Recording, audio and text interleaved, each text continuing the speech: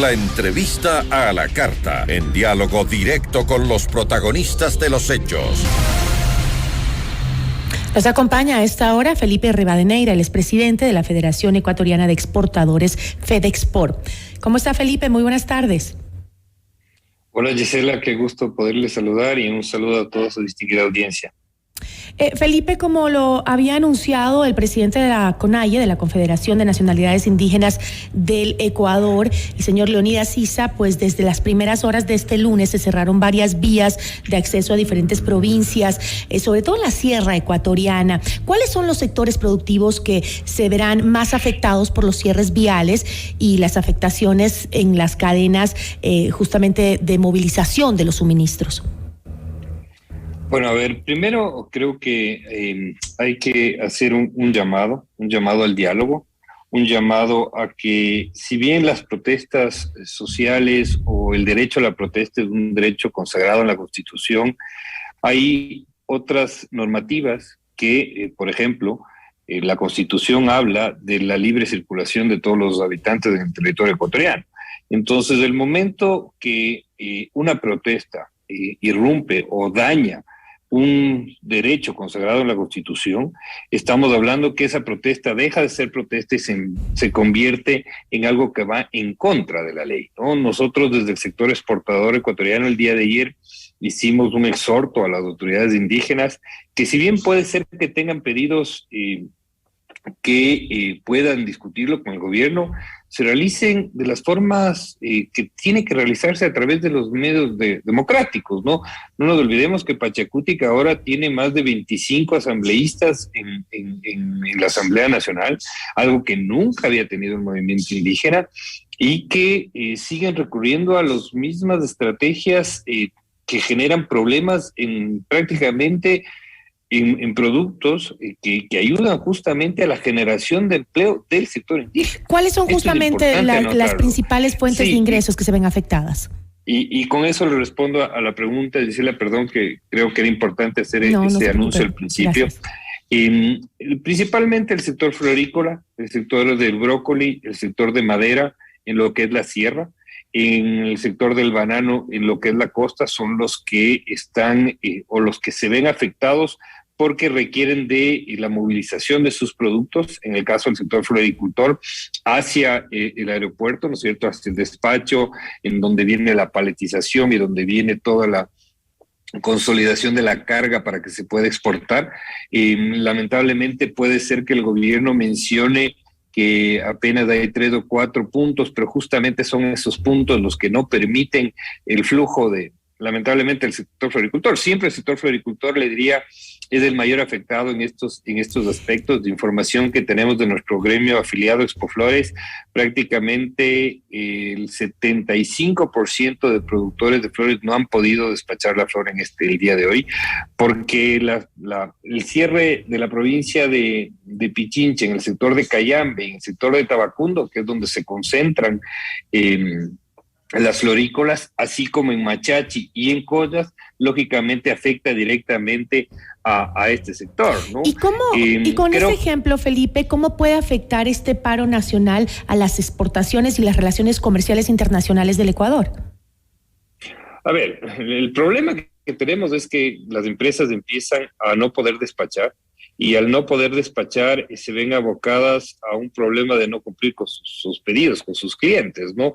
Esto es pésimo para el país, ¿no? Es pésimo para el país. Yo creo que un país que viene saliendo de una pandemia, que ha tenido momentos muy duros, donde también inclusive tuvimos un resquebrajamiento social muy fuerte, que nadie se olvida, que fue octubre del 2019, creo que no es la solución seguir en el mismo problema, ¿no?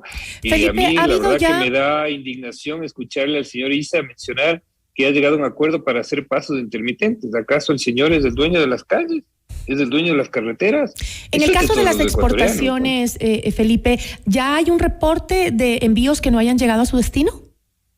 Como le decía, la información que tenemos es que apenas el 17-18% a través de nuestro gremio afiliados con Flores han podido despachar la flor, o lo hicieron ayer en la noche, ¿no es cierto?, o lo hicieron muy temprano en la mañana, pero Lo que está sucediendo es que en estos momentos están prácticamente en Machachi, en Cayambe, en Tabacundo, están frenados. Ahora, estamos trabajando de muy buena manera en una comunicación directa con el gobierno nacional para tratar de que esto no suceda, es decir, que se abran estas rutas. Sabemos que esto toma un tiempo, sabemos que el gobierno creo que está haciendo bien las cosas en el sentido de ir a dialogar, ir a estar en la apertura del diálogo, pero también hay que hacer un pedido muy fuerte a quien está reclamando, ¿no? Y quien está reclamando, yo no entiendo por qué el señor Issa no se acerca a Quito con la base de la CONAIE entre 10, 12 dirigentes y pide una reunión como cualquiera de nosotros lo haría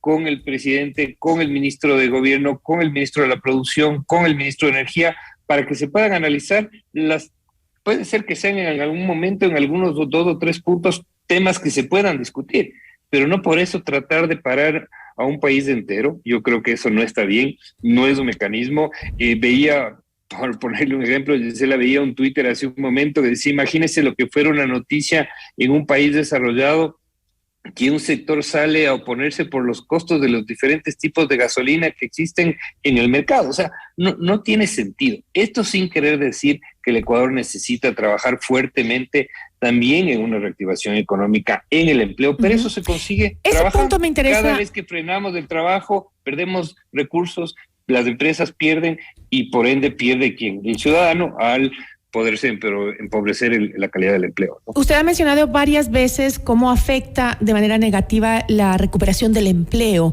este tipo de actitudes, estas paralizaciones. ¿Cómo lo hace? ¿Cómo afecta el paro nacional a la tasa de empleo en el Ecuador? A ver, es muy simple, ¿no? El momento que una empresa no puede exportar, digamos, Dios no quiera que esto se alargue 1 semana, 2 semanas, esperemos que no, que solo sean chispazos esporádicos del día de hoy y que se logre sentar en unas bases de diálogo y se logren aperturar la normalidad en el país, va a depender mucho de la cantidad de flujos de envíos que tenga una empresa determinada. Es muy difícil decir en un monto per se, pero para poner un ejemplo de lo que tenemos en el pasado, en octubre del 2019, por lo fuerte que fueron esas manifestaciones violentas y vandálicas y de terrorismo que pasó en ese momento y que esperemos que nunca lo volvamos a revivir, se perdieron alrededor de $80 millones en exportaciones en apenas 1 semana. ¿Cuál cree usted que debe ser? Se suma todos los costos y los gastos indirectos de los negocios de comerciales, también estamos hablando que fue alrededor de casi $200 millones, ¿no? ¿Y cómo cree usted que debería enfrentar en este momento la situación el gobierno nacional? Bueno, yo creo que el diálogo es fundamental. Un diálogo sin imposiciones, eso también hay que decirlo de esa manera. Me parece que el gobierno le soy sincero, debería acercarse al territorio, porque si vemos la posición de las otras personas que no quieren acercarse a las mesas de diálogos normales o a los canales de diálogos normales, bueno, también hay una responsabilidad del territorio, creo que con las condiciones que se puedan crear, acercarse al territorio y empezar a conversar, pero a conversar en temas que se puedan realizar, no en temas de aceptar imposiciones, porque ese es el problema. Si el señor Issa y compañía creen que pueden imponer su agenda en una democracia donde son una minoría, bueno, ¿en qué país estamos viviendo? ¿No? Ya eso no puede suceder.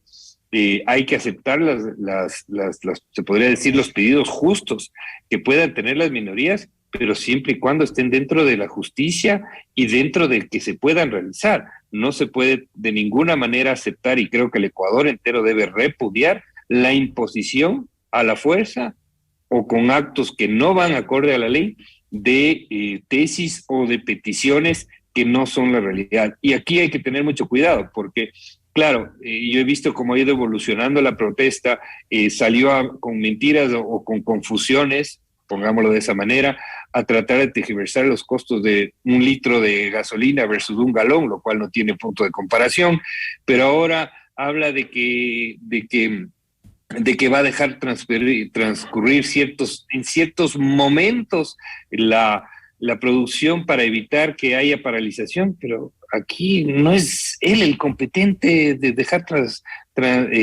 circular los convoyes o la producción, ¿no? Aquí lo que se tiene que haber es un flujo normal de mercancías, y si ellos quieren hacer una protesta normal, social, como en realidad lo tratan de vender social, bueno, que caminen a un lado de la carretera, pero sin hacer cortos de flujos o cerrar pasos de peatonales o pasos de, no peatonales, perdón, pasos de flujos de mercancías en carreteras que son de todos los ecuatorianos. Eso, para mi forma de ver, es inconcebible.